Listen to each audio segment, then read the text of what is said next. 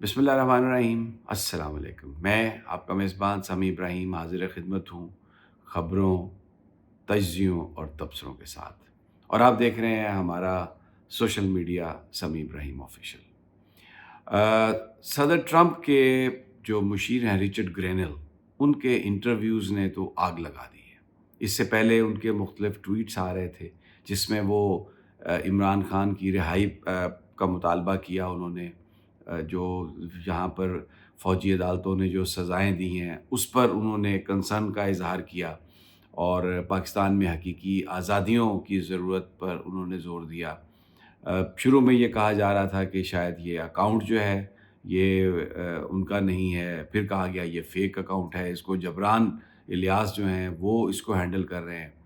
اور لیکن اب باقاعدہ رچرڈ گرینل کا ایک انٹرویو آیا ہے جو انہوں نے ایک امریکن میڈیا کو دیا، جس میں انہوں نے یہ کہا کہ وزارت خارجہ کے ترجمان جو میتھیو ملر ہیں، انہوں نے جو بیان دیا ہے وہ بڑے کمزور الفاظ استعمال کیے ہیں، اور در حقیقت وہ کہنا یہ چاہ رہے تھے کہ عمران خان کو رہا کریں۔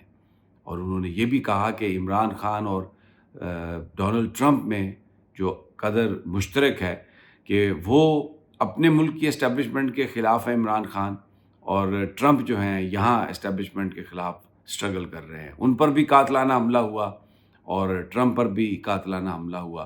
اور ایک جو امپورٹنٹ بات انہوں نے کہی، جو آج ہمارے اس ویلاگ میں جو زیادہ جس پر میں بات کروں گا، کہ جب عمران خان وزیر اعظم تھے تو امریکہ اور پاکستان کے تعلقات بہت بہتر تھے، اور اب عمران خان صاحب کو یہ حق ملنا چاہیے، ان کو رہا کرنا چاہیے، اور وہ اگر لڑنا چاہتے ہیں وزیر اعظم کا الیکشن تو انہیں اس بات کی اجازت ہونی چاہیے۔ اور تعلقات جو تھے وہ بہت بہتر تھے جب عمران وزیر اعظم تھے۔ لیکن ہمیں تو کچھ اور بتایا گیا تھا۔ دو چیزیں ہیں، ایک تو یہ کہ ابھی تک کسی بھی پاکستانی وزیر میں اتنی ہمت نہیں آئی کہ وہ جو رچرڈ گرینل ہیں ان کے جو بیانات ہیں اس کا کوئی جواب دیں، وزارت خارجہ اس کا کوئی جواب دے۔ اس کو کیا یہ پاکستان کے اندرونی معاملات میں مداخلت نہیں ہے؟ وہ جو تھوڑی تھوڑی دیر کے بعد آ جاتے تھے اور پی ٹی آئی کو پتہ نہیں کیا کچھ کہتے تھے، اب ان بیانات پر وہ خاموش ہیں۔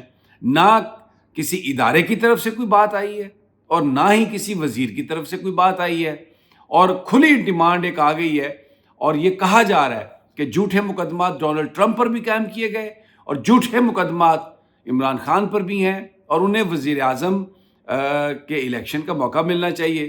ہم تو یہاں پر یہ سنتے رہے کہ انتشاری ہے P T I Imran Khan, فسادی ہے P T I Imran Khan, فتنہ ہے P T I Imran Khan. اب وہ ساری زبانیں خاموش ہیں، کوئی بندہ بات کرنے کے لیے تیار نہیں ہے۔ اور پھر ہم تو یہ سنتے رہے کہ جب وزیر اعظم تھے عمران خان تو پاکستان کو تو آئسولیشن میں چلے گیا، پاکستان کے تعلقات خراب ہو گیا پوری دنیا کے ساتھ، کوئی پاکستان کی طرف دیکھنا پسند نہیں کر رہا تھا، اور امریکہ جیسی سپر پاور کو ناراض کر دیا عمران خان نے۔ لیکن رچرڈ گرینل کیا کہہ رہے ہیں؟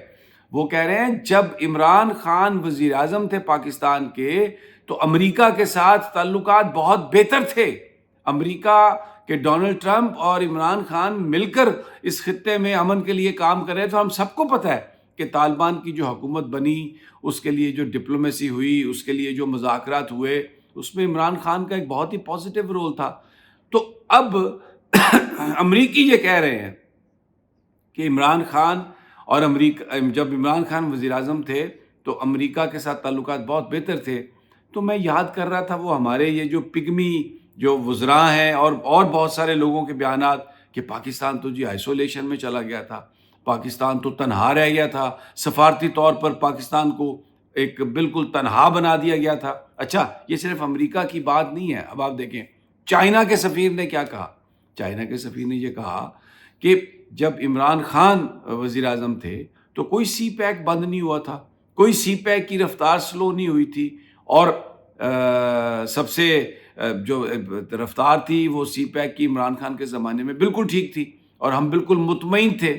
تو دو سپر پاورز، یعنی امریکہ بڑی سپر پاور اور اس کے بعد ہمارے خطے کی جو پاور ہے چائنا، وہ دونوں یہ کہہ رہی ہیں کہ پاکستان کے تعلقات بہت بہتر تھے جب عمران خان وزیر اعظم تھے۔ اچھا، پھر یہی نہیں، ایک اور بات بھی آپ سن لیں۔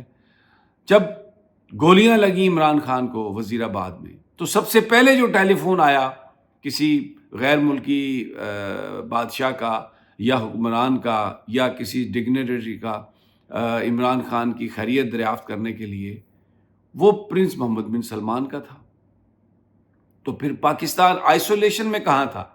ہم یہ جو باتیں سن رہے تھے کہ پاکستان ایکسکیوز می، کہ پاکستان تنہا رہ گیا ہے، پاکستان دوسرے ممالک جو ہیں وہ پاکستان کو منہ نہیں لگاتے، تو یہ چیخ چیخ کر جو امریکنز ہیں یہ کہہ رہے ہیں، چائنا نے کہا، اور سعودی عرب کے پرنس محمد بن سلمان کا جو ٹیلی فون تھا یہ بتا رہا ہے کہ پاکستان تو سفارتی طور پر تنہا نہیں تھا، اور عمران خان جو ہیں وہ لیڈر تھے۔ اب امریکہ یہ کہہ رہا ہے کہ عمران خان کے خلاف مقدمات جھوٹے ہیں، پی ٹی آئی بھی یہ کہتی تھی کہ ہمارے خلاف جھوٹے مقدمات ہیں۔ پوری دنیا، آپ نے جو بیانیہ دیا، 9 مئی کا بیانیہ دیا، 26 نومبر کا بیانیہ دینے کی کوشش کی، لیکن اب دنیا کیا کہہ رہی ہے کہ عمران خان پر جھوٹے مقدمات ہیں، اس کو وزیر اعظم کا الیکشن لڑنے کی اجازت دیں۔ انہوں نے تھرو سپریم کورٹ بلہ چھینا انتخابی نشان۔ قاضی فائز عیسیٰ ایک ایجنٹ تھا ان کا، عدلیہ کو اس نے تباہ و برباد کیا۔ تو بیسیکلی پاکستانی جو انسٹیٹیوشنز ہیں ان کو اس حکومت نے برباد کیا، اور اب یہ دنیا کہہ رہی ہے کہ جو انتہائی پاپولر لیڈر ہے پاکستان کا، جو کہ وزیر اعظم کا الیکشن لڑنے کا جس کے پاس حق ہونا چاہیے تھا، اس کو آپ نے جیل میں ڈال دیا ہے، اور وہ اپنے ملک پر تنقید کر رہے ہیں، میتھیو ملر پر تنقید کر رہے ہیں، رچرڈ گرینل کے۔ کھل کے بولو، تم یہ کیا کہہ رہے ہو کہ فوجی عدالتوں میں جو سزائیں ہیں اس پر ہم سمجھتے ہیں کہ تھرو پروسیس نہیں ہوا، اور یہ کہ جو لوگ ہیں وہاں پر انسانی حقوق کی خلاف ورزی پر امریکہ پریشان ہے۔ آپ کھل کر یہ بات کہیں، اوپنلی کہیں کہ عمران خان کو رہا کرو، اس کو وزیر اعظم کا الیکشن لڑنے کا موقع دو، اس پر مقدمات جھوٹے ہیں۔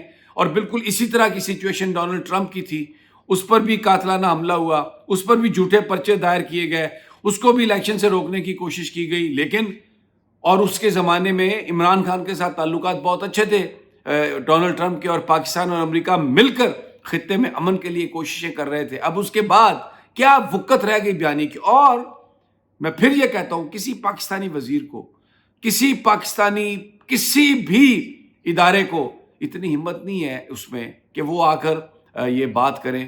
اور اب ہمیں پتہ ہے، ہمارے علم میں ہے یہ بات، کہ پچھلے 1-2 دنوں سے بہت ساری بریفنگز ہو رہی ہیں، بہت سارے لوگوں کو، اینکرز کو، صحافیوں کو مختلف جگہوں پر بلا کر یہ کہا جا رہا ہے کہ جناب یہ جو حکومت ہے، یہ دیکھیں نا، اب مریم نواز چند لوگوں کے ساتھ صرف اپنی دو خواتین ہیں اور 4 بیوروکریٹس ہیں، ان کے ساتھ مل کر رہی ہیں حکومت، اور کسی ایم پی اے سے نہیں مل رہی، کسی ایم این اے سے نہیں مل رہی۔ اب یہ وہی باتیں ہیں جو ہم نے دیکھی تھی جب عمران خان وزیر اعظم بنا تھا، تو بزدار کے حوالے سے کی جاتی تھی، اور جی دیکھیں نا بزدار کو بنا دیا وزیر اعلیٰ، اور جی بزدار کچھ نہیں ڈیلیور کر رہا، اور دیکھیں جناب بزدار نے ساری گورننس کا ایسا کر دیا۔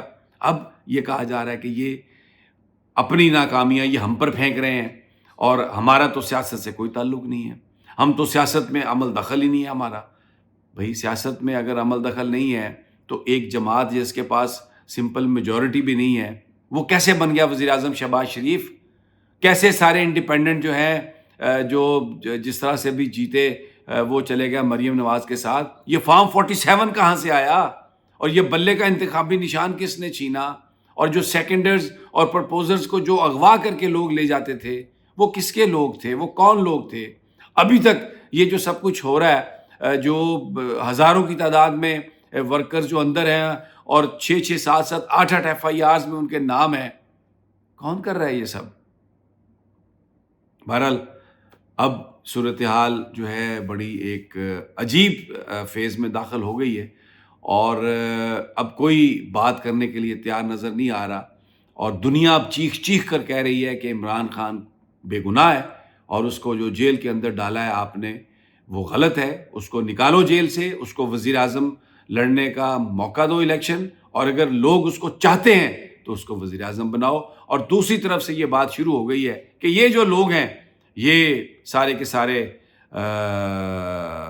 حکومت کرنے والے یہ صحیح نہیں کام کر رہے، اور یہ عوامی نمائندوں کو نظر انداز کر رہے ہیں۔ Let see what happens. اور جو ان کے جو لوگ جو ان کے بیہاف پر ٹی وی پر بولتے تھے وہ پاگل ہو گئے ہیں، اب وہ دیوانوں کی طرح رقص کر رہے ہیں، پاگلوں کا رقص وہ کر رہے ہیں.